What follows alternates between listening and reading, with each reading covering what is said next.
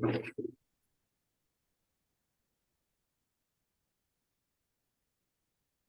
morning, everybody. How are you? Hey, y'all, this is a small group for today. Hi, Stephanie. This is a small group today. We are trying something new at 50 Strong, and we are so happy that you have joined us to try out something new. With that said, given that we are a small group today, for those of you that may be job seekers, hi, Missy. For those of you that are here with us as job seekers, we're going to be talking about resumes. And if you want to use this time to get your name in front of several strong recruiters in this space, you are welcome to do that. So if you want to turn your video on, you're welcome to use the chat. If you want to come off mute at the right time, please feel free to do that. Quick poll, just so we can see how many of you are brand new to 50 Strong. Hey, Troy, good to see you. Hi, Jose. Hi, Brett. Okay, it looks like almost everybody has joined before. This is helpful. Okay. Okay, looks like everybody's joined before. Okay, great. Okay, so you all know that this is a little bit different than our big 50 Strong events, okay? And so for those of you, in case, actually I do see a couple folks here now that have never been to 50 Strong before. This event is different. I definitely hope that you'll join us for one of our big events. For those of you that I have not met yet, I'm Candy Tillman. My husband and I founded 50 Strong about 3 years ago. And we think of 50 Strong a little bit like a virtual bar. And we are working hard with Chantel's help to have the bar open more and for more topics that can be helpful for the community. I'm going to share my screen just for a quick minute, given that we do have a few folks that are new with us. All right. 50 Strong is a collaborative effort. All of our work is made possible by, in 2023, 10 large corporate partners. These partners are all hiring. But importantly, they have all leaned in to help support basically what is industry-led career prep. And with their support, we are able to partner with many other companies as well. And so we really believe that strong employers with strong pathways are what's really needed for strong military talent. If you don't have Zoom.5.3.0 or later, if we open breakout rooms, you won't be able to move yourself, but we have a small group and we can move you. So I don't even want you to worry about that. Here's what I want to say about resumes. Again, today is just about resumes. People often send me LinkedIn private messages and they're like, Candy, can you review my resume? Candy, can you send my resume out? Candy, do you have 10 minutes to jump on a call to talk about my resume? And y'all, here's how I almost always answer. Number one, you ask 10 different people and you're going to get 10 different resume opinions. And number two, I don't have a single job. So me giving you my input on resumes is kind of pointless, number one. And number two, I've never actually done recruiting. Okay. So what this means is my opinion, you know what they say about opinions, right? That's the same how it is for resumes. So what we want to do is today, we want you to hear from real recruiters who work with real military talent every day. My guess is between the folks I'm about to introduce you to, they look at literally hundreds of military resumes every day. Okay. They are the folks that I want you to be asking your questions, and I want those folks to be sharing their input directly with you. All right. Also, I want to share with you, you can have the best resume in the world. Okay. But if you're not building relationships and you're not talking to employers early and you're not educating yourself on the pathways that they have, it's still just a resume, right? So you got to know what to do with that resume. We hope today is helpful. I'm going to turn my video off and I'm going to ask each of our speakers today to introduce themselves and to share a little bit about their recruiting experience so that you understand the context that their feedback is coming from. Okay. Again, this 50 strong event today is very different than the ones we normally do. So please keep that in mind. If you're brand new, our big events are definitely set up to help you with that networking piece and building relationships. So join us back. Okay. For today, our speakers all have tons of experience recruiting military into great jobs. And I want them, if they could each just take 1 to 2 minutes to say a quick hello and to share with you their recruiting background for context. I'm going to start with Missy from Wells Fargo. Missy, how are you? I'm so happy to see Hi. you. It's nice to see you too, Candy. It's been a while and it's It's been a they while. so I just have to really We see other folks for Wells Fargo at our 50 yes. strong events, but I've missed seeing your face. I'm so happy that Oh, you're here for this topic. thank you. And I have to just giggle and say it just showed up on my calendar and I'm like, well, I'll go and Candy will let me know what's happening. It's totally fine. But I'm This like, is okay. Kaz. Missy, It, listen, this is Kaz. You could do it in your sleep because this is what you do all damn day. yep, So yep. Missy, tell us a little bit about what Yeah, you do at Wells Fargo and how long you've of been looking course. at military affiliated resumes. You bet. So I actually celebrate 10 years with Wells Fargo today. So I'm 10 years in the company. It's a big Congratulations. milestone for me. Thank you. I have been in talent acquisition that whole time. So not just military resumes, but resumes in general. That's what I do. It's my background.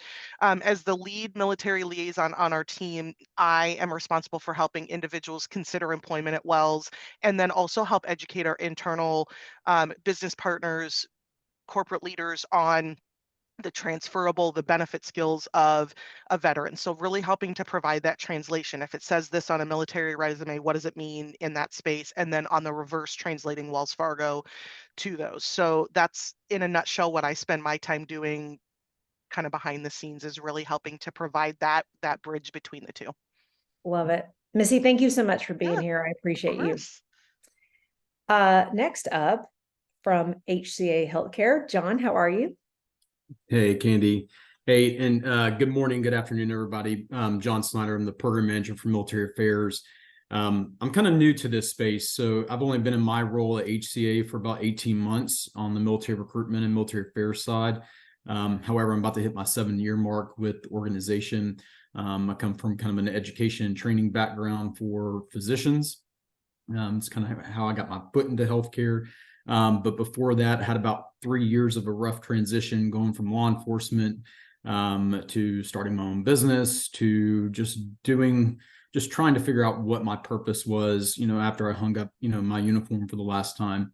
I'm a former infantry guy, so, I struggled pretty hard with trying to define what my role was, as a junior military officer, and trying to find meaningful employment. So what I bring to the table today is just, helping to share trends and different things that I've seen over the last 18 months of, folks who are transitioning, with their resume and how to make yourself stand out so you get on the basketball court to shoot your shot. Yes, yes, love it.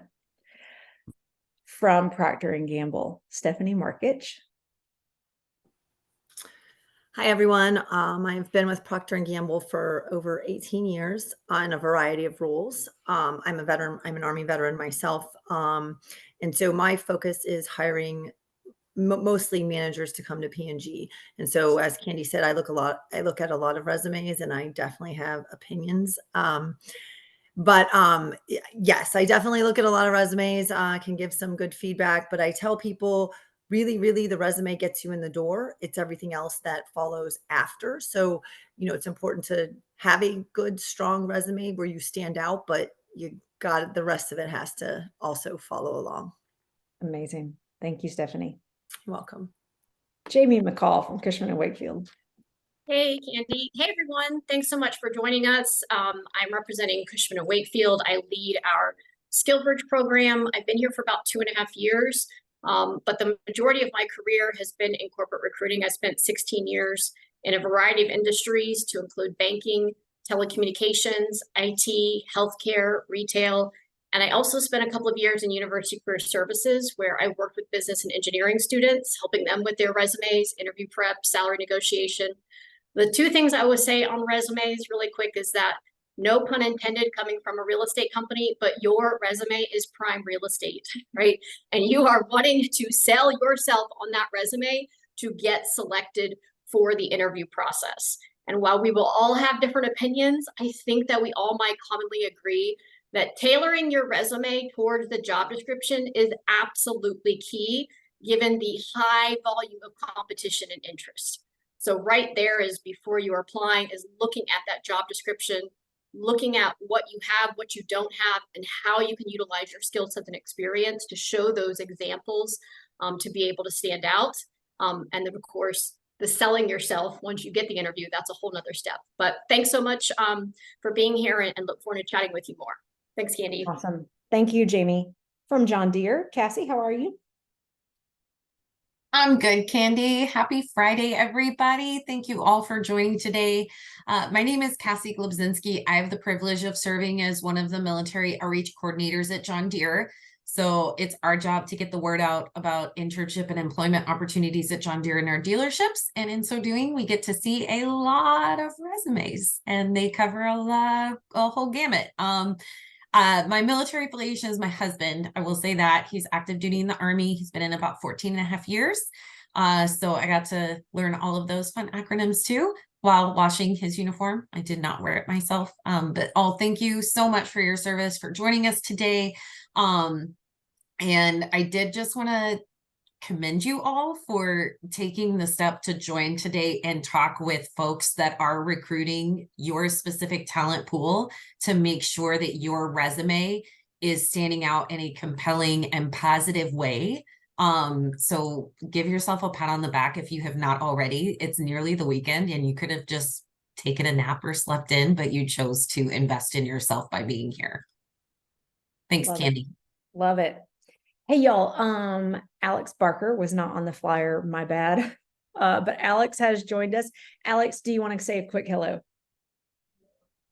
Yeah. Hey, thanks for everyone joining today. I know we're all really excited to talk to you. Just a little bit about me. So I was in the U.S. Army, specifically as a strength and talent manager, which meant that it was my responsibility to understand all the different occupational specialties in our unit and in the Army, as you know, we received new personnel, and work with them to figure out what would be a good fit, what job was going to be next for them, which ended up being really good as I transitioned over to the civilian side and started working as a recruiter, and just always advocating for hiring veterans in that way, because I understood what your skills were in your job, what you guys are capable of, which really lent itself to my current position in military recruiting at Lowe's. So I also spent time as a technical recruiter in a staffing agency. So all I did was look at resumes all day long and speak with hiring managers and hear their feedback. And Candy's absolutely right. You ask 10 different people and you get 10 different preferences. But I think that, there are definitely some things that service members can do to polish up their resume to make it very generally appealing, and then also learning how to tailor, which we can definitely talk about. I love it. I love it, Alex.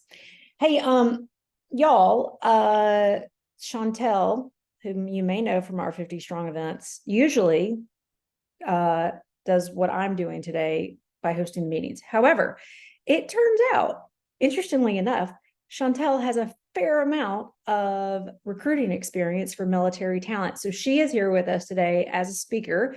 Chantel, welcome. How are you? Hi, I'm great. Thanks for having me in this perspective. So yes, if you come to 50 Strong before, you're like, what's Chantel doing here?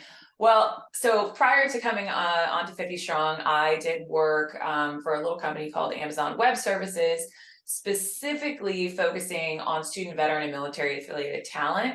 And then prior to that, worked in higher education again, with the student veteran internship. So tons and tons of resumes, yes, but what I like to focus on is one, how you stand out. For example, when I would, recruit, when I was at AWS, I would get 3,000 applications in 1 week for one position.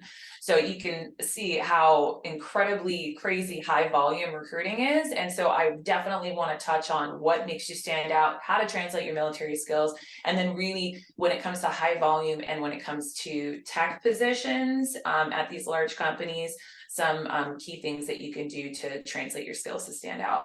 All right. Back to Okay. you, Andy. So here's the thing, y'all. If you're here as a job seeker right now, if you are not already following every single one of the folks that's just introduced themselves, let's start there. Okay. Second thing, and then I'm going to stop and turn it over to these experts. We do have breakout rooms set up for each of the speakers if we need to use them. What we were all thinking is let's kind of start together and let's be a little bit fluid and flexible and see how this goes. One of the things I want you to be mindful of, if you hear Stephanie Markich from Procter & Gamble giving you an idea or feedback or on resume, and you see Missy Rinkenberger at Wells Fargo nodding her head and clapping or whatever, please take note, because when you start to see two folks that do the same job at really strong companies nodding and applauding what the other is saying, y'all, that opinion is probably more than an opinion, right? So with that, Chantel, am I pulling back up my screen? Didn't you have a slide you wanted to start with? Sorry, remind me what I'm I doing. have a slide that's just going to kind of go over some of the topics that we're going to talk about today that might Oh, give yes. an idea. And I Yes. want to go over events for next week. Yes. Okay. Chantel, I'm going to hand it over to you and then I'll stop and y'all can do the smart people stuff. Okay, great. Before we get into that, we just want to touch on the 3 events that we have going on next week. So we have 3 Employer Connect exclusive events with Amazon, AWS, Johnson & Johnson, and Wells Fargo. That's a Wednesday, Thursday, Friday next week. So please be sure to check out all of our upcoming events on our website and RSVP for those. And then, go ahead. Yep. Hey, thank you all so much to our higher ed partners that are using our work to help support your students. Amazing. Okay. So Chantel, sorry, back to you. Yes, so I think this would be a great place for us to start. There's going to be a ton of stuff that all the different recruiters here are going to cover. The 2 things that stand out the most to me that I want to cover today that I think are really important is ATS and all of the crazy stuff that you see on LinkedIn about what ATS is and isn't, and how there's these bots and you pay for this ATS resume, and I think most of that is BS, and I'm sure that we'll get into that specifically with everybody here. So that'll be a couple things we'll cover, and then also really how important basic qualifications are, and realizing that you really do need to meet those basic qualifications before you apply to a job, so you don't get that auto reject email. And then we'll talk about STAR method, interviewing methods, which can be different for each company, as well as Q&As about cover letters and a ton more. So I'll hand it off. Okay, we'll come back to all this stuff. Okay, do y'all want to start with the ATS? You do? Okay. Who wants to start with ATSs and what it means for resumes? So I'll jump in really quick just to start this off and to say Wells is a big company. I'm sure just like Johnson & Johnson and Lowe's and all of the others that are here, 3,000 resumes in a week is actually pretty common. We see that quite a bit. We do not use a system to generate a list of resumes for recruiters. We do not do that. We do have an applicant tracking system. We have a candidate management system that we put folks in, but we have human recruiters that physically read the resume. So taking a job description, using a back-end AI to just impose that over your experience and spitting it out, you might get past the initial resume review, but we're going to catch that in a screen every time, because if you can't talk about the job, we're going to know it. So my advice is don't do that. Use the postings that Amazon or Lowe's or Johnson & Johnson or Wells Fargo does to learn about the civilian language that we use, and use that to help write your resume, because we will actually use a human to look over that information, and they can interpret like a human can, that information. So that's what I will start with, is we do not do that, even though we're a big company. We physically have human recruiters that look at every single resume that we get. I will tell you, it's upwards of 50,000 veteran specific resumes on a year. We actually just pulled that number last week for some data points. So if that tells you any indication, we're seeing 50,000 plus military specific resumes and applications hit Wells Fargo on a relatively annual basis. Did Yes, you say Candy, that is. 50,000? Mhm. Wow. Okay. Yeah. I So wanted to hop in there and say real quick that I know for a fact that Amazon AWS doesn't use applicant tracking systems too. I think when people see the word ATS on LinkedIn, they think it's this all-inclusive thing that a robot is checking for keywords and then spits out your auto rejects it, and that's not the case. You know, but one thing that I would say is that there are knockout questions sometimes when somebody is applying. So if you have a basic qualification and there's 3 of them and you have to have those 3, and let's say one of them, for example, is a specific college degree and you don't have that and you answer no to that question, that's why you're getting the auto reject email, not because a bot is like doesn't think that you're good enough, right? That's part of it. So I don't want to monetize too much time, but just wanted to hop well, in. and I would say, Chantel, one of the things in our, like at Wells, we do have those knockout questions. Read the question. So one of them that we get a lot of people is it's, are you 18 or over? People will actually say no because they just read, are you 18 and stop. And then that rejects them because they're not old enough. So you have attention to detail. Please read the question, like the whole question. That's legitimately there for a reason. Don't let that be a reason that you're auto rejected. Don't just assume that you know the answer to that. Please read the question. So both of you made like the perfect point, because we get the one. So everyone's like, oh, I can't get past your system. And, like, I know that the whole topic here is on resume, but it's also the application process on each of the companies. And it's not this AI rejecting. It's so the one that people mess up for us is the citizenship question. So it's, are you a US citizen, and 5,000 other crap. And people are like, no. And it's like, yeah, you're a citizen. You don't need a green card then. So like the whole thing but people didn't read the question. They answered it wrong and they get rejected. And then they're like, oh, the AI people, I just can't get in and get an interview. And so I don't know who started this like nonsense with AI and all that. It's literally the pre-screening questions and people paying attention and reading them. And then another thing I'm just going to add for Procter and Gamble, we have assessments. So if you're applying to a company and they have assessments, they're there for a reason. I literally had a guy this week send me a message and he's like, I just can't seem to get an interview. And I said, well, help me understand where you're at in the process. And the guy literally is like, oh yeah, I took those assessments, but my kids were all jumping up and down and I couldn't concentrate. And I'm like, and you're not getting an interview because you didn't pass. So I'm making light of this, but again, like, it's not just the resume, it's the application process. And also, if there's a question that asks if you're a veteran, make sure that you answer yes. And if you're still active duty or in the reserves, you're considered a veteran, because there's also people that are confused by that. So questions like that exist, at least for me at P&G. I filter out veterans. So if you didn't say that you're a veteran, like, I'm not going to find you in my system. Like, I have this big black box. I have to narrow it down because my sole focus is helping veterans find a job at P&G. Yes. So I think one thing to call out though, Missy, Stephanie, Chantel, you've all done a great job of saying that it's more than just the resume, right? It's the entire application, it's the entire hiring process. But what you guys aren't saying is don't discard, those buzzwords, because we'll come back to that, because those buzzwords are, important when we start tailoring your resume to the job that you're actually applying to. But don't discredit that we're not saying, hey, don't have those buzzwords in your resume. So I will say that buzzwords and in some instances for some companies are very important, because at my previous role, we would get 3,000 to 5,000 applicants per job opening. So in order to narrow that down, and also if the hiring manager is looking for something very specific, and I would go out on LinkedIn or on our candidate management system and try to go find this person. So I'm not taking from the applicants, I'm looking for somebody who may not have applied.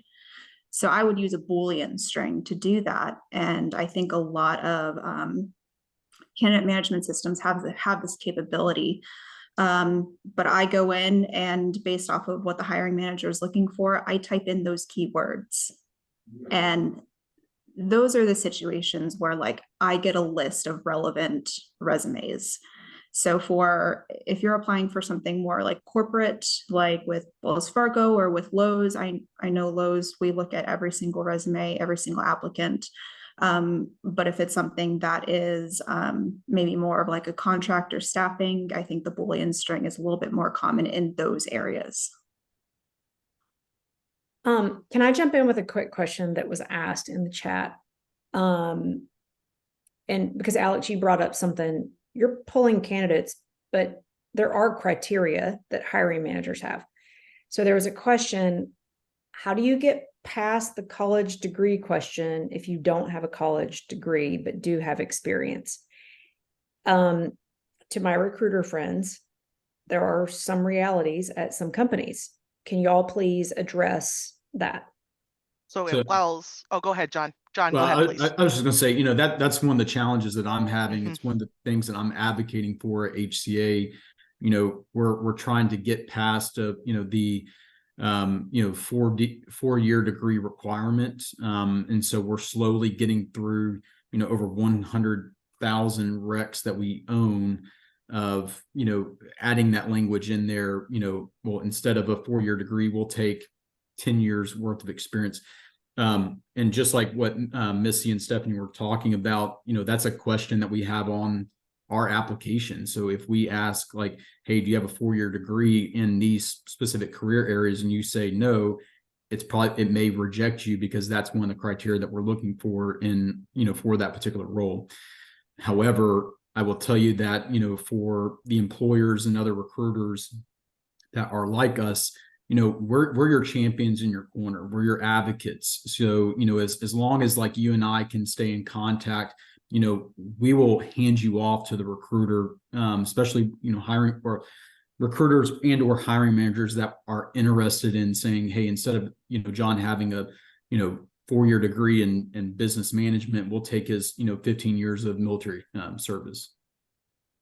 So I'm going to flip that slightly. I think that's great, John. And I will tell you, Wells went through a very similar process several years ago to take that and have it be less of a need, right? And I think we're seeing that shift across many corporate. I think that's just changing in the overall staffing world. What I would offer is, again, whether it's Wells, Lowe's, Procter & Gamble, any of the companies that you see today or any others, read the required. If it's required, that might be a company standard. It might be an expectation. It might be a legal need. For us, it's a compliance thing. We are held to compliance standards. I'm sure many of you that have served understand risk and compliance, right? These aren't things that we're putting in there to eliminate, but we have to have a standard practice. That's just how we are fair and consistent. So at Wells, ours will say 4 years of business execution or relevant military or education. So we actually will try to look at both. Most companies, again, that I've experienced or that will have things like that are looking at the skills based. So it could be 3 years of direct skills plus you have 2 years of education specifically in business administration. And we'll combine that to talk about you having that. The part I go back to, Candy, to help with that is if it asks for it, there may not be a way around it because that's what the company needs. And we're not trying to eliminate. There are risk and compliance factors that play into that. Yeah. So if it doesn't say or, the transparent, candid responses, there may not be an alternative. Sorry. And I think that is important for people to understand, right? Like these folks that you're seeing here are your advocates, but they're not I mean, y'all are amazing, right? But they do also have, some companies do have requirements for education levels. And so requirements are really important. There's one other question here. and we actually just had an example of this from 50 Strong yesterday. How are internal referrals handled during the ATS process?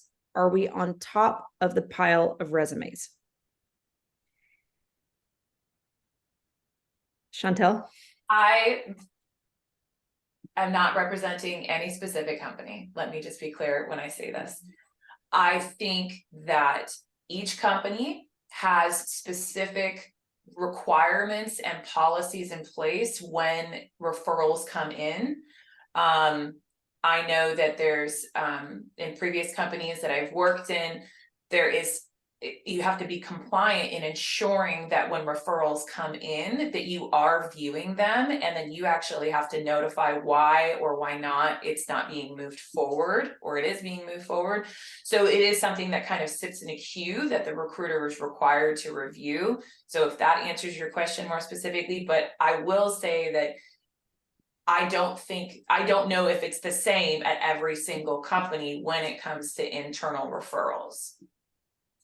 If anybody else wants to piggyback on that. Yeah, like P&G, we still have those assessments. So if you don't pass, it doesn't matter who you know. Like, so we tell them you have to wait again 12 months. And it's just, there are people that are disgruntled with our assessments. Like, it's just our process. It's one of the, let's funnel down to really get to the best talent that are going to want to come and have a career with P&G. So P&G is really hiring people to have a career. We aren't hiring people to just come and fill a job, which is why we put a lot of effort into the things that we do. So Chantel's right. It's all these things are different based upon, I would say, the size of the company, the industry, their hiring practices, and all those kind of things. Like we try to be as fair and equitable as we possibly can in all aspects. And that's why, we have the process and the things that exist that we do. I would agree with Stephanie. Wells is very similar. We love the referrals. Some of our best candidates come from referrals because our employees are happy. They want others to come and work here. So we love that. We want to see it. We encourage it. We cannot use that to compromise our holistic process, because we have to be equitable when we're looking at our pools across that. So does it help? Yes. Is it going to guarantee that you're going to move to the top of the pile? There's no way for me to tell you that, because I have no idea what other 50 or 100 or 300 people may have applied. So yes, we love it. We encourage it. We want to know it. Isn't necessarily going to change where you land in that consideration. I'm going to read y'all something that I got today after the 50 Strong event yesterday. One of the recruiters sent a note. I won't say the name, but he came to my breakout room yesterday. He had researched, was well prepared. He described his experience, what he was looking for. It was a specific role that he was looking for. He was a perfect fit. I gave him my direct email. I then sent him his resume to the recruiter, and they've already engaged him. So I share that as an example of, like, the military talent teams can be referrals, but again, you have to do the work. And you still have to know that they're still working with recruiters for other roles and hiring managers, right? I also want to, quick thing I want to point out, Brent has mentioned many transition coordinators encourage us to apply if we meet most but not all qualifications. Can I raise my hand on this? Cassie. Alex, I love Alex's response. That was like 100% on. Here's the thing. I work for John Deere. We are a manufacturing company, and what skills you need, that is to ensure not just compliance, but also safety. If you don't know what you're doing and we put you in one of our factories, that's putting our other employees and potentially yourself at risk. And not just a compliance risk, this is like people can get hurt. So at John Deere, it will, on a requisition, it will say what skills you need, and then it'll have a grouping of bullet points that says what makes you stand out. If you do not check every box on what skills you need, don't apply for the role. You are not yet qualified. And I'm not trying to be mean or put anybody down. I am just being very frank that the recruiter, if you apply for that role, the recruiter will reject you. This is just, we are. And I see Missy nodding her head, and Missy, My background's in banking. I spent over 5 years in banking. And so I'm like, yeah, girl, I feel you. The flip side too is that I also love that Alex tagged on there that to meet some of those, what makes you stand out, because not only do you want to meet all of those minimum qualifications, but you're wanting to be competitive for this role. And that's what gives you that edge and makes you competitive. You add to that the fact that this is a Zoom room full of folks that are able to highlight the specific characteristics and qualities that you bring with your military affiliation. That being a high level of adaptability, you're going to show up on time, you're going to work hard, you're going to be team oriented, you're going to be mission focused, you've got leadership, like all these things. And that is also like icing on the cake. So just keep in mind, it's not, we can't rewrite a requisition for you. That's not what we do, but we will do whatever we can to support you as you're going through this process. And I will just very candidly tell you, if you don't meet all of those necessary qualifications, it's going to be a no-go. And I'll add, we're not manufacturing, so ours isn't the safety of necessarily our employees, but we are a federal contractor. We are regulated by the United States government. People know that. It ain't no joke. We cannot compromise that because we have legal expectations that you're in that space. It is not us trying to be difficult. It's not us trying to eliminate people. We have to show that we are compliant because we're regulated. Okay, you guys come from a regulated environment in the military. That should make sense. You can't put somebody in a high communication security clearance without that clearance, even if you want to, even if they're one course short or they're one rank short. That's not an option. It's the same concept, whether again it's John Deere, it's HCA, it's Procter and Gamble, that I'm sure have tons of regulations because of the type of work that they do. There's sensitivity to that. And so while those organizations in your offices are trying to help you and encourage you to be open, and their purpose behind it has value, companies have those in place for a reason. So the other thing I would offer is, if you see a role that you're really excited about and you're just short of the years, look for the one level below it. Right? If they're hiring a senior position, most companies are also going to have the more junior level. Yeah, it stinks because it's a more junior, but guess what? You're probably going to qualify.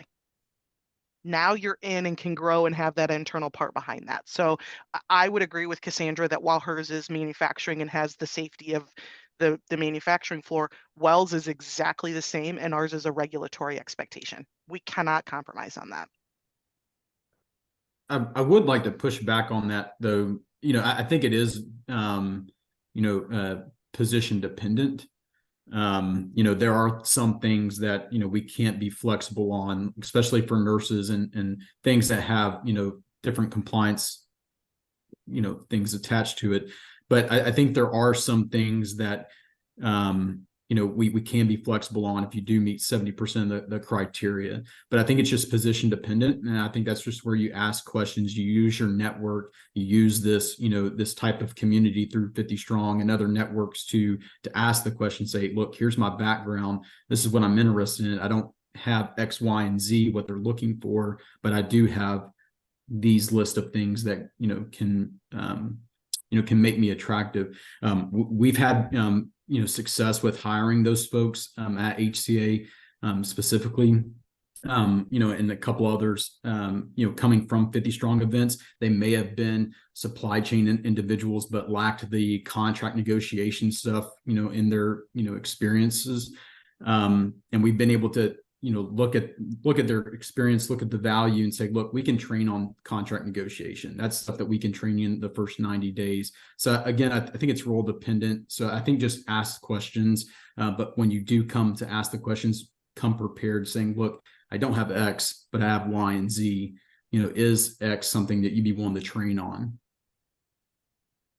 So can I ask a question? Let me just get a temperature check. Do y'all want to open breakout rooms for one-to-one, more specific conversations, or would you prefer to stay all together?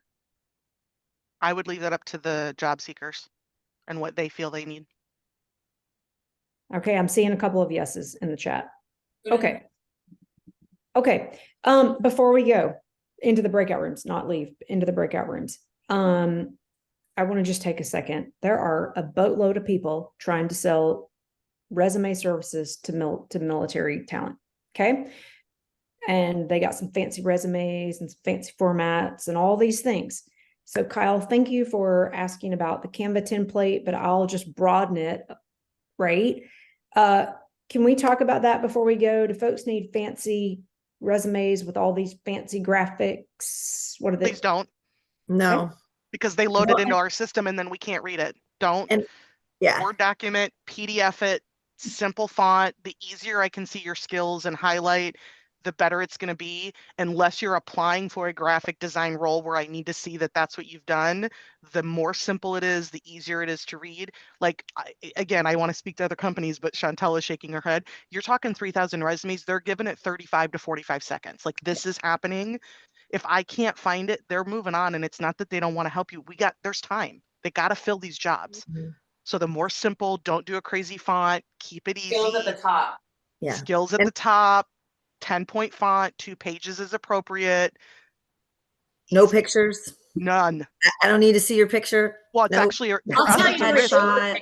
For us, it's a risk because then it could be Yes. conceived, it could be Discrimination. conceived discriminatory. So Yeah. we don't want to see that. I don't want to see it. I don't Yeah, want to no know it. picture. I don't want, know who tells people that. yep. Can I also Can't- just jump in and say, save it as a PDF and make sure your name, your legal name that you are Yep. applying for the role is the title that you use to save it. Yep. If you can put because you've targeted that resume for a very specific role. So for example, you apply for a material specialist position in Waterloo, Iowa. Hopefully it says Joe Smith, material specialist, Waterloo, PDF. And the reason why I say PDF is that a lot of folks, especially in the banking industry, I had this a lot because I was an assistant manager, so I did hiring. There's a lot of security measures. Even here at John Deere, there's additional steps that I have to take in order to even access. So if you save it as a PDF, it can pop up in a browser. It's so much easier for us all to see it and access it. Save it as a PDF and make sure your name is on that title. Amen.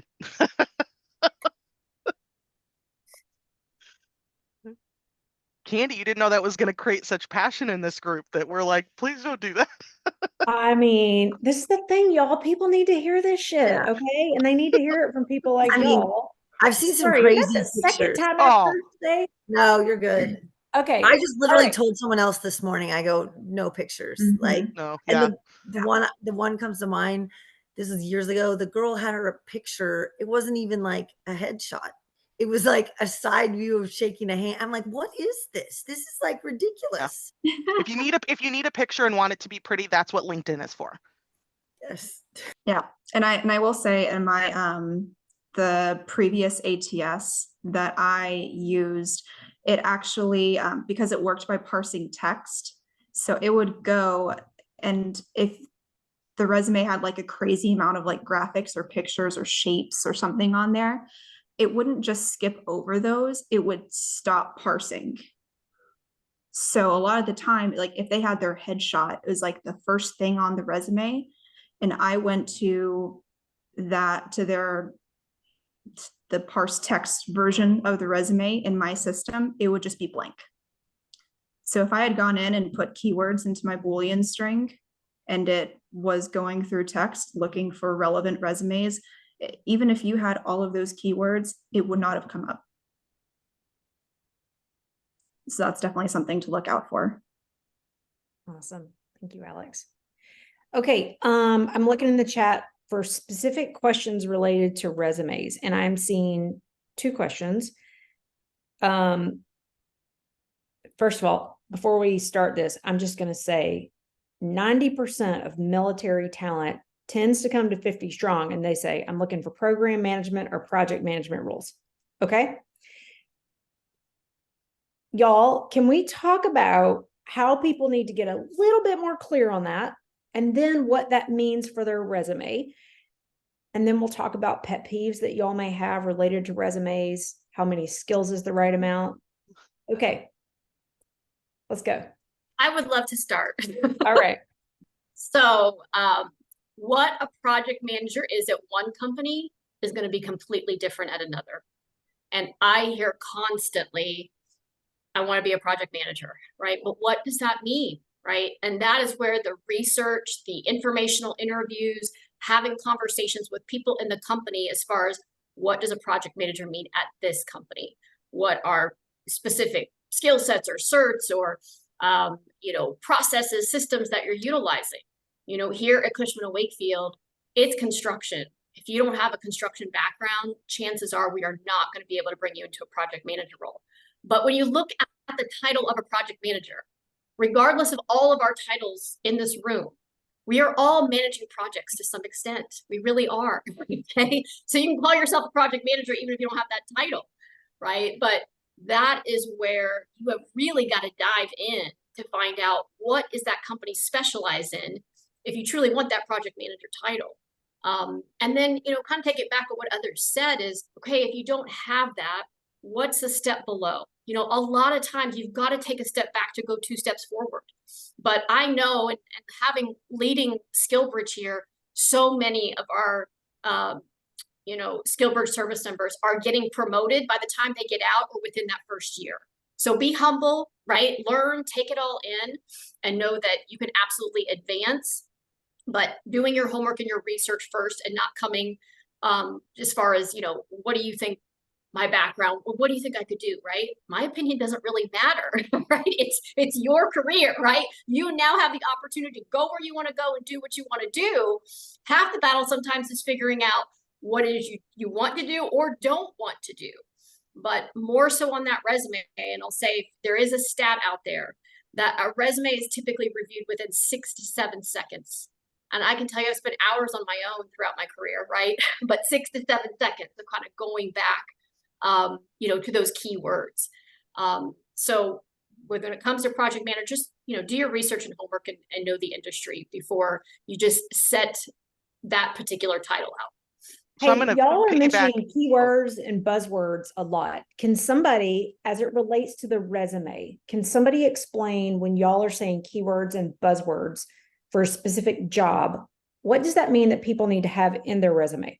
So like at Wells, if it says in this job, you will be facilitating, you should probably put the word facilitation somewhere in your resume if you facilitated something. If you have ran a project, you should probably put ran several projects or streamline processes. Or if it literally says in this job, you will do these things, I'm going to go ahead and hedge and tell you these other companies hopefully will somewhat agree. That's what you need to put in there. So like on my resume personally, those are the things that I have bolded. So I might have 6 or 7 bullets and the bullet itself might be 2 or 3 sentences, but it will say facilitated, and that's bolded, the word facilitated, because it relates directly to the job. And then the rest of the bullet is normal font, large team projects to drive sourcing processes forward. That might be a bullet that's on my resume. The facilitation is going to catch the attention of the person reviewing it, and they can see what I facilitated and how that aligns to the job. And then really quickly, I know we're going to go. I just got to say, Jamie, thank you for bringing up the use your research and understand it, because I was going to say, like, I was going to jump out of my skin. Why do you want to do project management? Is it because you think that's what you should do because you did it in the military? Is it because it's your default? Those are appropriate. This is your time to understand, what do you want to do? You might not want to do project management. That's okay. And in fact, I hope you want to look at other options.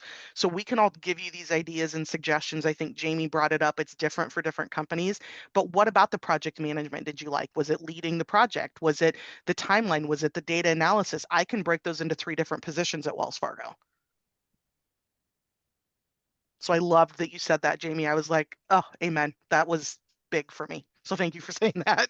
Yes. And I've been like, there's a few other recruiters that I've been at conferences with, and we're like, who's telling everyone, where's this project management phrase coming from? Why is everyone using this now? It's been like I think it's like the last like 5 or 6 years. And I'm like, who's telling people to say It this? is overdone in the military community for Like damn when sure. people walk over, I'm like, well, we don't have that. Let me talk to you about my company and explain, and as everyone's done a great job saying, like, it's totally different for every company. Like I tell folks, I go, we hire by function.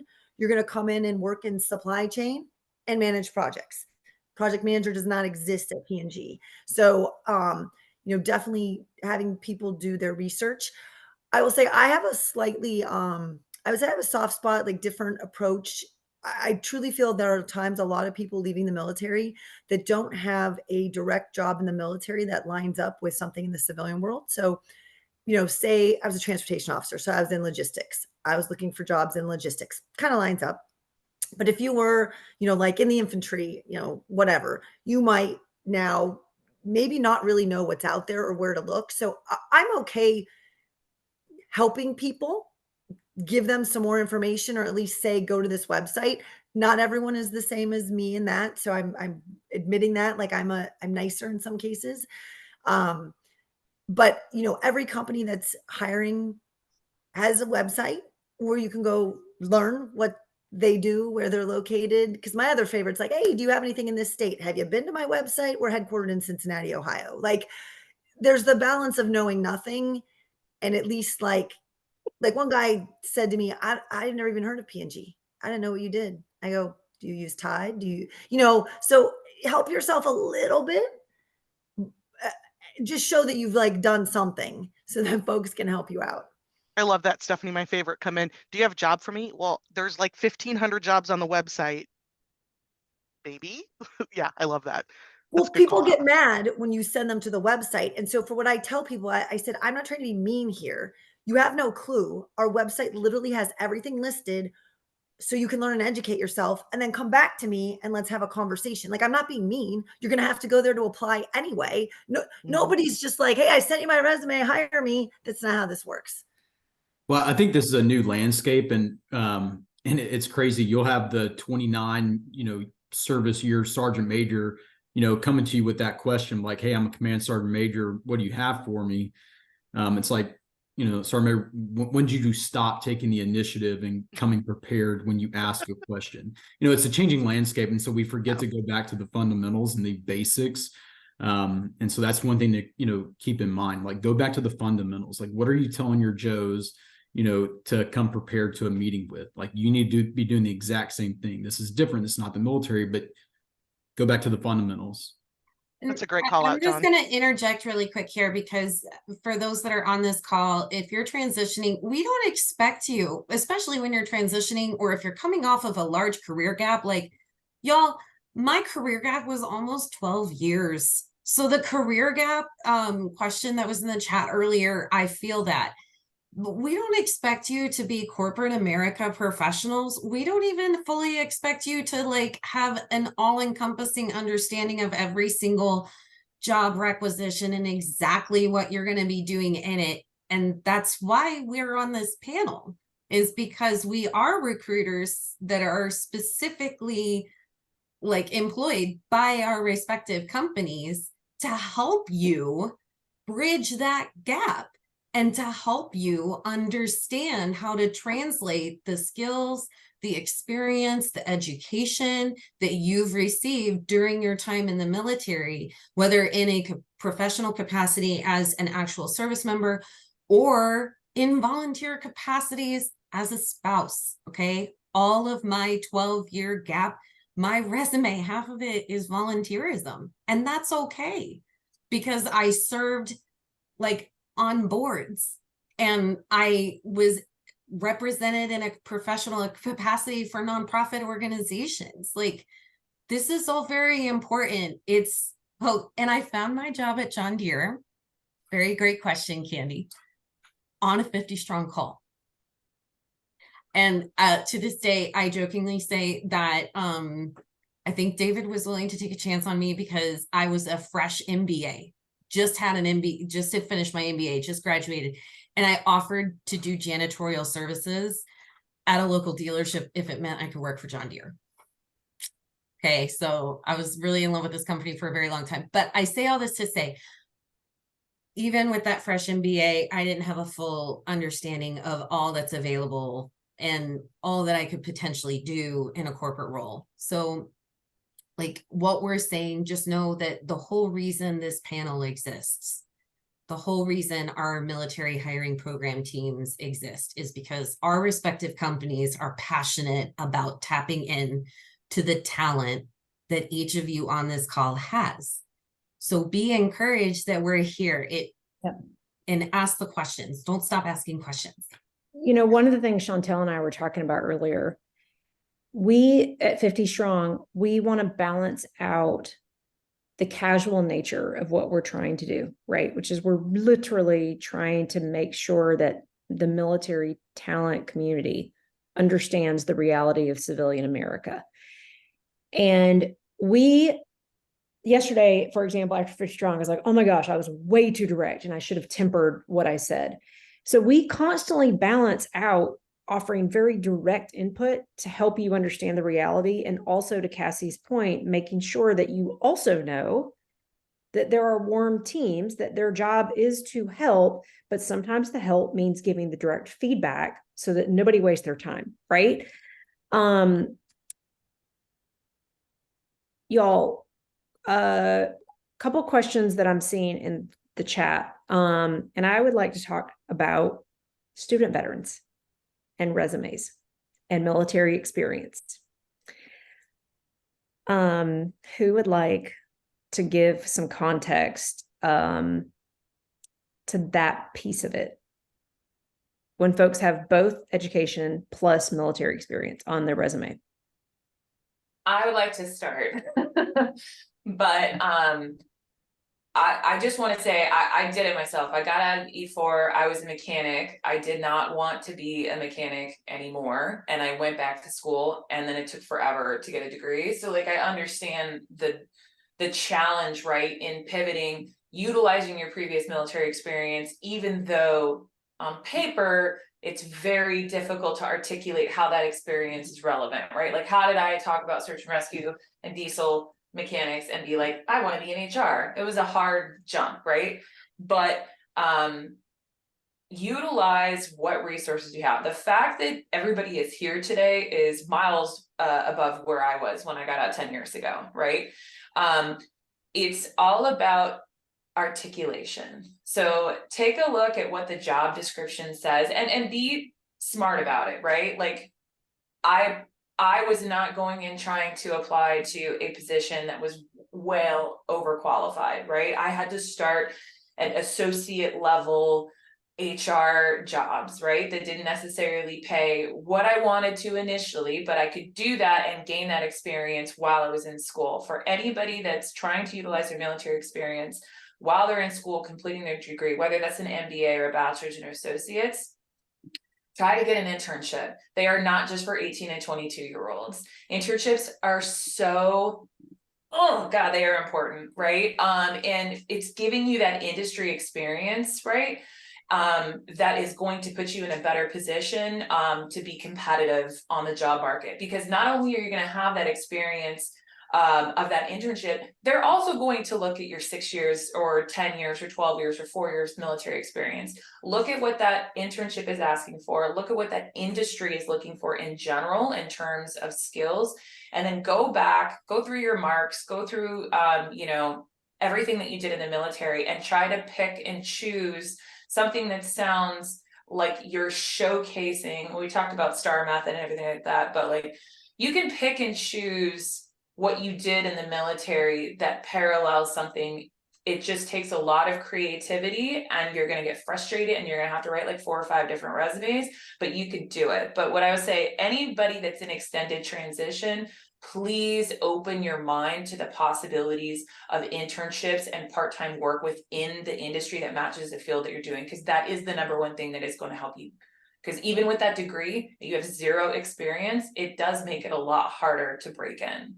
And that's, I'll piggyback that. I know Wells has a ton of programs, not just for students, but for transition. I mean, that's one of the things that we know you guys have showcased about what we do. And I think that's a great call out, Chantel, is internships for us are based on year of graduation, not your age. So if you're looking at an internship and you graduate in 2025, look at our internship cycle that aligns with your graduation year and do that. We bring interns back. Those are people we hire. That's a great way to get exposed to that. The other thing I'm going to offer is we're a skills-based company. So I love that you have skills in the military. I love that you went out and got a degree. That doesn't mean you're going to come in an executive director level for us. I'm sorry, but it's not. And Chantel, the fact that you said be open to an associate level, I still have to use your skills. We have functions that have to be completed, and a degree might help you get promoted faster. It might make you a top tier candidate in the pool. It might make us more excited about your leadership experience. It doesn't necessarily mean you're going to jump levels as far as skills based in what you do. And I think that's another key part. Is it's great. I encourage it, additional education. It's something that we look at, but it does not replace the functional skill that we need for you to do the job. And I want to say that's not only for veterans in transitioning service, Yeah. right? So like Yeah. anybody that's career pivoting has known that it's not, I mean, sometimes you get really lucky and you get a job right out the gate, right? That is exactly what you want and it's your dream job, and that's fantastic. But it's just super important to know that I don't want anybody that's transitioning out thinking like, oh man, like I can't believe this. I have to start all over again because I don't want to do what I did in the military. Well, there's plenty of people on the civilian side that career pivot and go through the same thing. But think promotion, right? And I'll I also wanna- say too that I'm sorry, Jamie. No, go Many ahead. different companies, John Deere, we do have some roles that are specifically for students that you can be pursuing an undergrad or you could be pursuing an advanced degree. And once again, it's based on that graduation date, and the requisition will outline the requirements, what type of degree, what area, and what level. Sorry, please go, Jamie. I apologize. Thank you. I just wanted to thank Missy this time because she mentioned something about starting off as a director. So I hear a lot of that from, a lot of senior enlisted and officers, with multiple degrees, right? And this is not just a Cushman, this is something I've seen throughout my career. And most director roles, not all, and you might have more opportunity in smaller companies, but generally your mid-size and your larger companies, director level roles are typically filled either internally or by our competitors or people with 10 plus years of industry experience. So, just like the military, we don't start off as E9s and 06s, right? Again, kind of going back to taking 2 steps back, more steps forward. So it doesn't mean you can't get there. But given the needs and the requirements of our clients and what is listed in there, you got to do kind of some internal soul searching as far as what you're able to start off at when you're starting something brand new that you've really never done before. Can I just jump in here as a civilian, right? Didn't serve in the military. Couple things I want to just call out. Y'all, if I wanted to go with 20 years of corporate experience, if I wanted to go to Cushman and Wakefield right now, they would not hire me into a director level job. And I have lots of experience in the civilian world, but not in their specific industry. So it has nothing to do with military experience versus not. It just means I feel like people get a little bit hung up on the job title. The second thing I want to share with you, y'all, there are lots of jobs in corporate America with manager titles that are 6 figures plus. Okay. So please don't get hung up on the title. It is way different out here, okay, than in the military where there's this rank. So again, awesome that you led 200, awesome that you're an E8. Y'all, manager jobs can pay a hell of a lot of money, right? Just don't don't opt out before you've even explored. And Candy, to add to that, every company has their own titles. Like you're at a bank, everyone's a vice president. That's a high up job at P&G. So people just need to not get hung up on titles. It's like, that just turns me off right away when someone's like, no, you're looking for a title. You're not looking for a job in the work. Like if you're talking to someone, you should be asking about what the work is, because that's what you're going to do. It doesn't matter what people are calling you.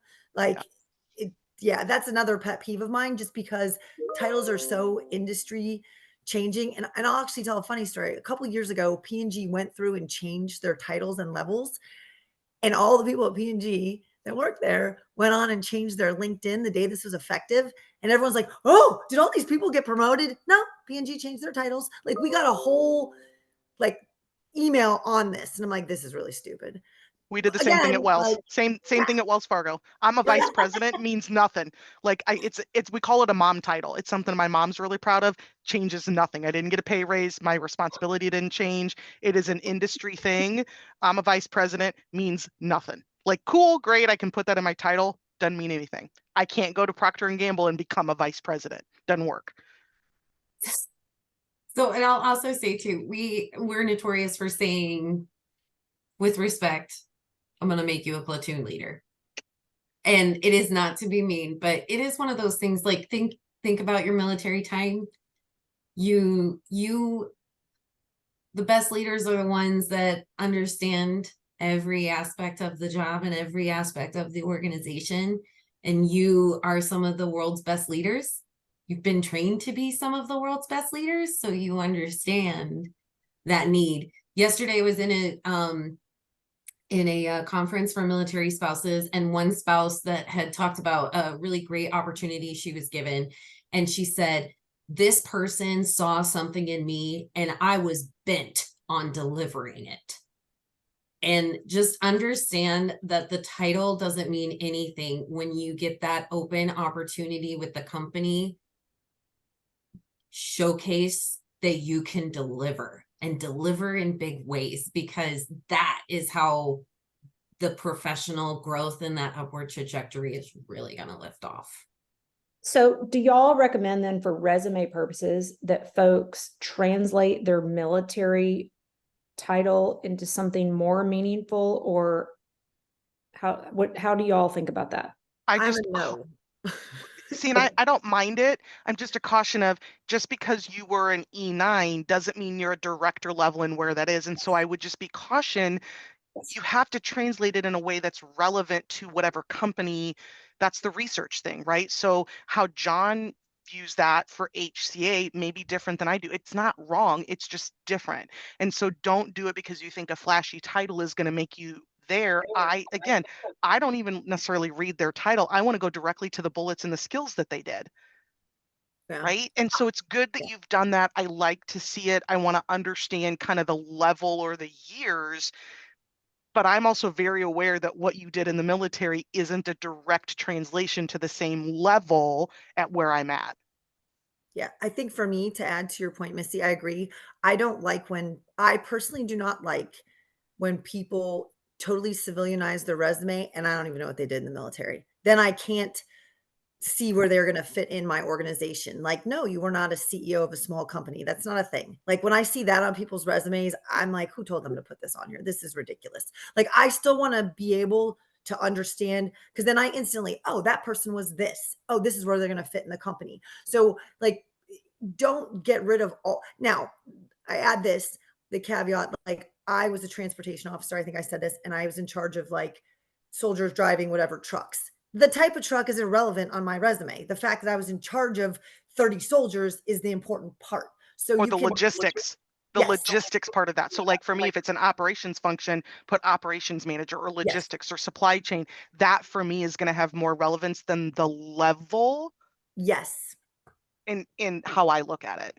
Totally agree with you. That is like the perfect point. Then you still know what that person did. You're like, oh, okay, perfect. Versus titles. And I want to piggyback something that Candy just put in the chat. Make sure your LinkedIn profile parallels your resume. But I will say with one caveat, your LinkedIn profile does not have to have quantifiable data. And sometimes it's a best choice to not include that quantifiable data. Okay. And that is based on the organization and your role and what you did. And, you know, better safe than sorry. There are compliance standards. I would never, you can look at my LinkedIn profile, my tenure at Bank of America, far more vague than what I have done at John Deere. And so just, you know, keep in mind that sort of caveat. But yes, the recruiters will search LinkedIn, and recruiters have access to like that special recruiting stuff, not just the Boolean strings, but beyond that. I know Alex has brought those up a couple of times, but making sure that if it's on your resume and you're highlighting keywords, I actually know some folks that as they apply for jobs, some of those keywords, they will change. You can have 5 hashtags for your LinkedIn profile that you talk about is like talks about these things, and they'll change it based on the type of jobs that they're applying for. I want to jump in here real quick and just say, you're getting a lot of information, and most of us got out a really long time ago. So I just want to make sure, with the exception, John, I don't know if you got out that long ago, right? What was it, like four or 5 years ago? No, I've been out for 10 years. Oh shit. Okay. Oh, sorry. 10 years ago. But what I want to say is that I hope that everybody is listening to this information, and I don't want anybody to be disparaged, because none of us knew any of this when we got out, right? And so this is years of learning and being exposed to it. And something that I did want to touch on is being a manager or a senior manager or being in charge of a bunch of people versus being an individual contributor doesn't make you any less of a leader. I just really want people to make sure that they're not only going after roles that they think are solely based on leadership and managing people, because that's what they did in the military, because you can have a tremendous impact as an individual contributor. So I just wanted to touch base on that before we get like too far down the rabbit hole. And when you're talking about titles and stuff like that, remember that, you're the one that will make an impact. Your personality, your perseverance, your drive, everything that you're doing at the job that you're going to, not your title, and not how many people that you lead. Not all managers are leaders, and not all leaders are managers. There's a difference between those two words. And if you don't know it, look it up. I'm a lead. I lead people. I create processes. I do initiatives. I coach. I don't have any management, nor do I have necessarily any desire to manage. So I'm like Chantel, I'm an individual contributor. I love that space. I have a very, very robust and happy and fulfilling career. I don't want to manage people. I have no interest in that. Leading is something you do by example, by the way you do things, by how you deliver your work, and how you lead your company values in the way that you present yourself. And that for me is what military brings, and why I love hiring them is you are all naturally strong leaders. I want you to think about, do you want to manage people? There's a difference, and we all know that. Well, that it's a great topic to bring up, Chantel, because I mean, even at HCA, I mean, you could be an assistant vice president at HCA and you have 0 direct reports, and you are an individual contributor. You are the person rolling up your sleeves, doing the day in, day out work every single day. So the title doesn't mean anything. Doesn't mean that you're getting direct reports. So. Yeah. And for P&G, those are such a great point. When we interview folks, the questions we talk about are leadership, and it's not necessarily leadership of people. It's thought leadership. And it's, you're going to work on projects with people that don't report to you.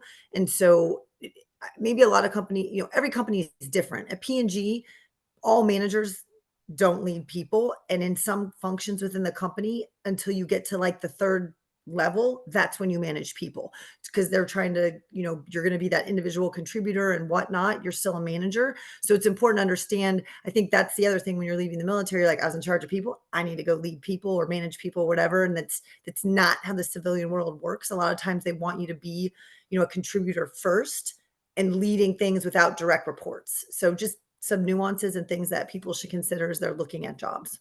And I want to just jump in here. So y'all, for 20 years, I was an individual contributor in corporate America. And in every single one of those roles, I had to know how to lead, and I had to know how to influence people to help accomplish a goal with no rank or structure, right? So I put in a note to Kyle, even for individual contributors out here, got to know how to lead, right? Especially when it's informal.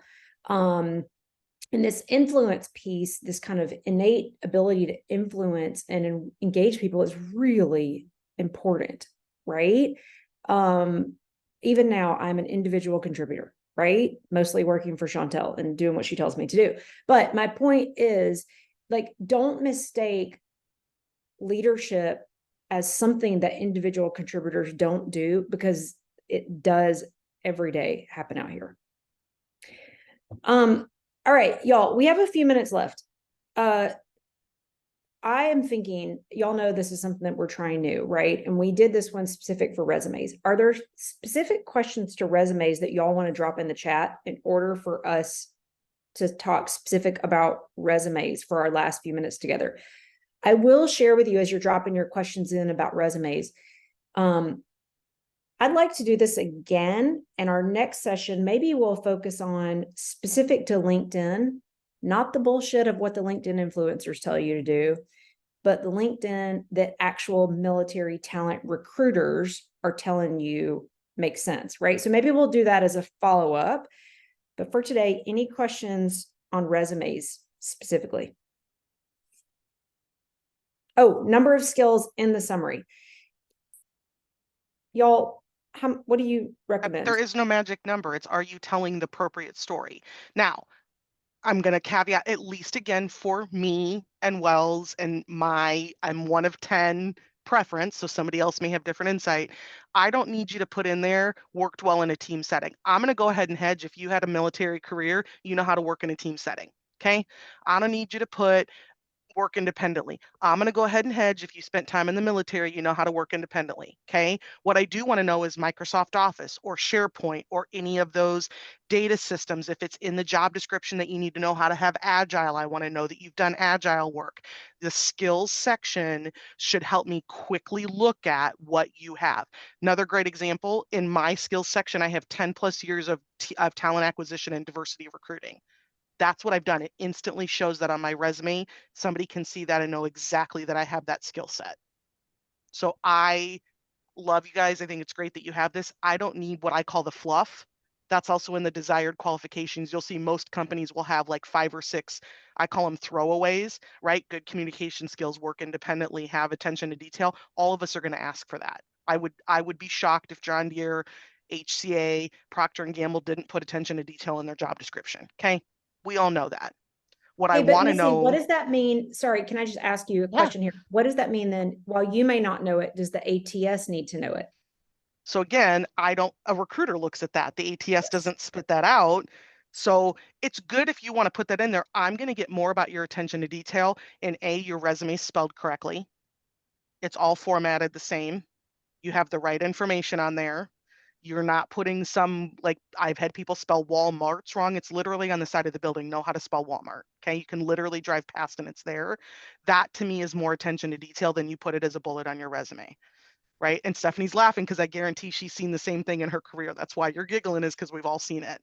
So for me, the skills section should be something that you can adjust and should be the skills you bring unique to you that relate specifically to the job.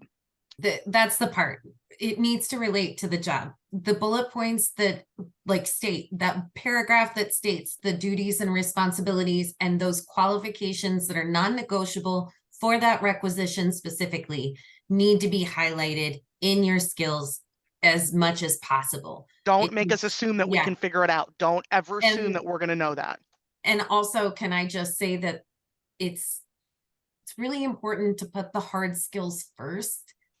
I mean, if you have SAP, Tableau, Power BI experience, put that first. That's stuff that you don't typically get, especially in a military setting, not always. So, that's important. And that shows us too, like, especially within this military recruiter space, we look at that and we're like, dude, this person's really gone the extra mile. Mm-hmm. And that's awesome, so this is great. So those skills, we want the ones that are relevant, specific to that targeted role first.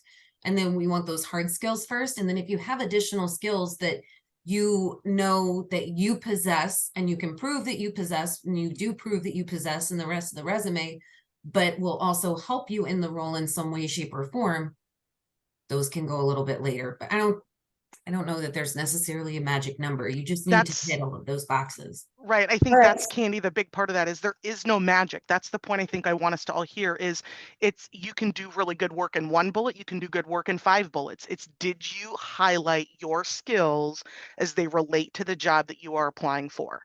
If you did it effectively and efficiently, the number, I'm not going to ping somebody for having 5 bullets versus 3. Did you tell me how your skills match the job? Yeah. Is there a magic number for the number of pages a resume should be? No more than 2. Okay. Yeah, 10 is not the answer. I've seen Nope. that. Nope. 10 years of experience or 2 My record pages is as the 48. That's a dissertation. Huh, Don't 53, send me a 50, dissertation. 50, 53. Literally, he listed every, I'm not kidding you, 53 pages. And it was a veteran. And I was like, oh, buddy, we got to talk about this. 53 pages. I will say if you're more senior, I will give a little bit of grace if you want to go 3 pages, maybe even 4 if you've had a very illustrious career. But if you're E1 to E4, JMO, even up to like O3, like 2 max. I would even say up to like 05 or 06. I would agree, John. Yeah. Yeah.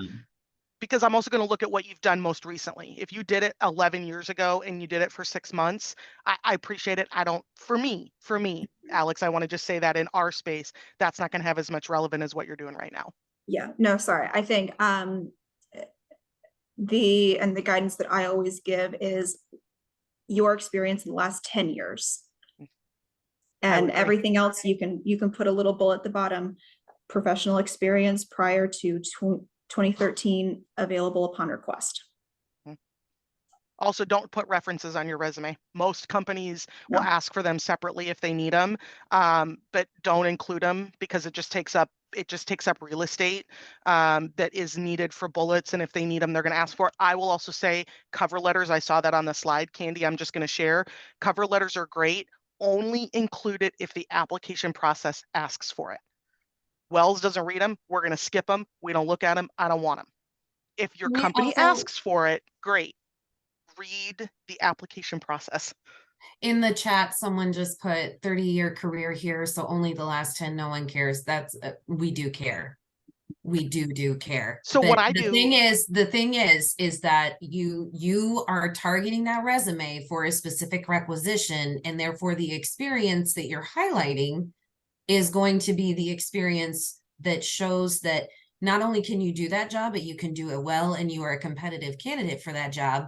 It's not that no one cares about any of the other experience. That other experience is extremely relevant, and there's skills that you learned there, and those skills continue to be highlighted in that bit that you're showcasing in the resume that's relevant for that role. You can also put like U.S. Army 1972 to 2022 and show the entire tenure, but break out things that you've done that are relevant over the last 8 to 10 years, right? Like I'm over 10 years at Wells. I have all of that in one section and broke out the different levels I've done within my time at Wells Fargo. So it shows 30 years of experience at a single entity, and you're breaking out the relevant stuff within that last 10 years. To me, that's also a good way to help solve that, is you have your entire tenure at the top, U.S. Army or Navy or wherever you were, the entire brick of time, and then you can split things out underneath of that. So Missy, so I was just at AUSA last week in DC, and I saw a really good example of this, of somebody who had a 30+ year career in the military. They had, the entire, let's say 33 years at the top. So we can see that they've been in the Army for the last 33 years. But, based on the role that they were applying to or they were interested in, they had like the last 2 or 3 jobs, and they had bullets to speak to that.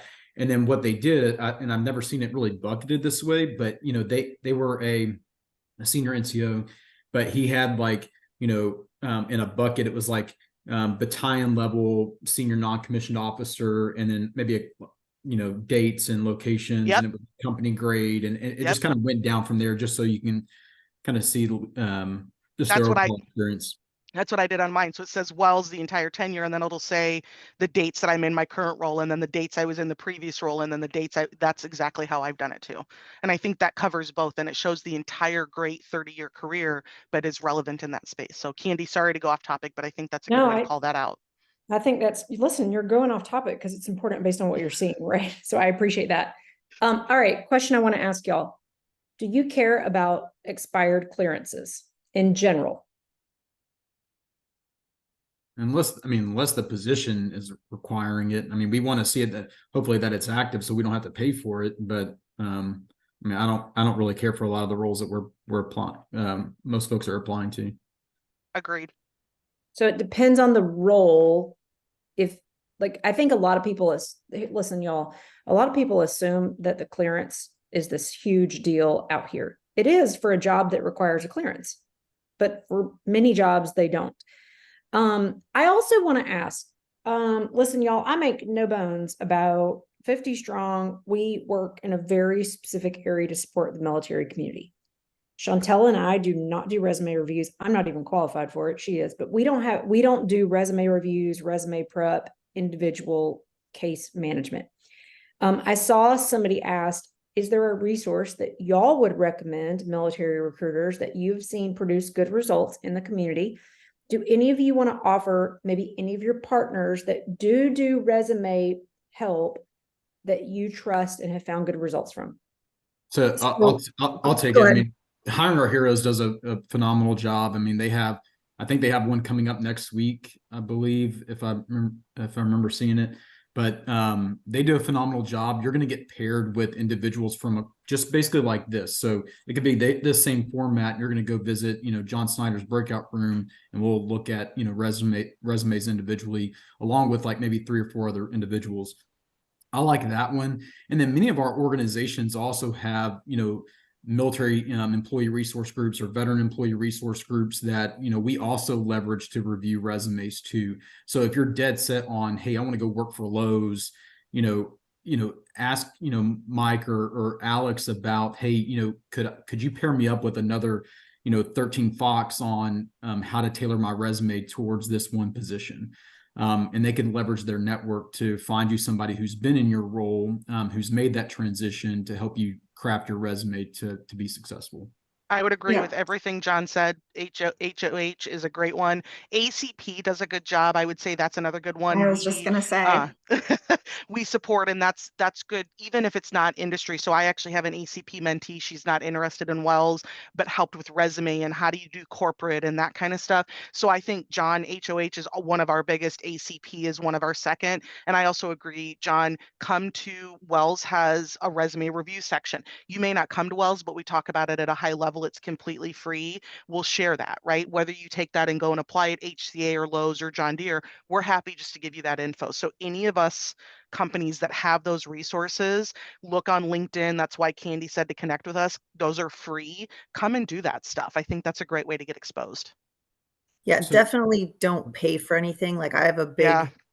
the amount of money people are charging is ridiculous. I am going to put in a plug for a book.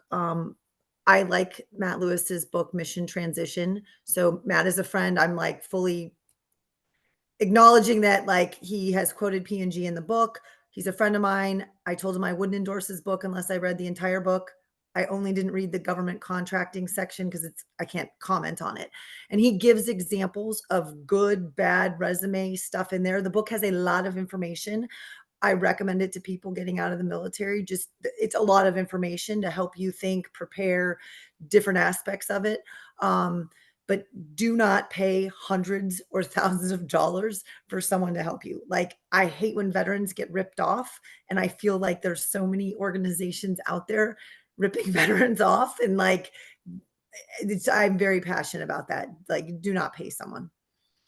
Yeah, I looked at a resume last week and I was on Teams with the candidate and he was like, oh, let me, I was like, this is like not like this resume is okay, but we need to work on it. He's like, oh, I just paid a resume service to redo mine for me. Let me send it to you. I opened it. It was exactly the same. I was like, you paid money for this? This is garbage. Sit down. Let's talk about this. So Stephanie, I definitely agree with you. And, Yep. I think there's some about, do not pay for it. I will say that the one caveat to it, if you are dead set on, hey, I want to stay federal, I'm looking for a government contract job, there's a lot of, good templates out there for federal resumes to give you a starting point. But if you're hitting roadblocks, I mean, I do sometimes suggest to people like it might be something to look at to pay for a solid federal resume to help you get into some of those jobs on USA Jobs. I also think John brings up a good point. If you've done federal in the past and are looking to go more corporate, please pay attention to that. It's very different kinds of resumes. And while it can be a pain to redo them. Your resume should be a living, breathing, changing document. It should never stay stagnant. You should be willing to update or change it as you need, and be thoughtful of that. All right, y'all, listen, I want to thank all of our speakers that joined us today. Really appreciate y'all kind of balancing out candor with empathy and understanding, and sharing a little bit about what you're seeing every day. Hey, y'all give us feedback on how you liked this particular thing. I'm a really big fan of industry-led career guidance from people that know it's really important. I just showed you some links you can use for opportunities and pathways. We have tons of upcoming events for you. Again, I want to thank all of our speakers for being with us today. Hey, we'll give away a 50 Strong shirt or hat to anybody that feels like they learned something new today that wants to share it on LinkedIn and tags our speakers. Again, the goal is we're all here to help support your journey. And we appreciate you joining us today. Thank you, Candy, for all you guys right. continue to do. Thanks, everybody. We appreciate you. We are at our time. Happy Friday. Hope to see you all back soon. Thanks, Candy. Bye. Bye, all. Thank you.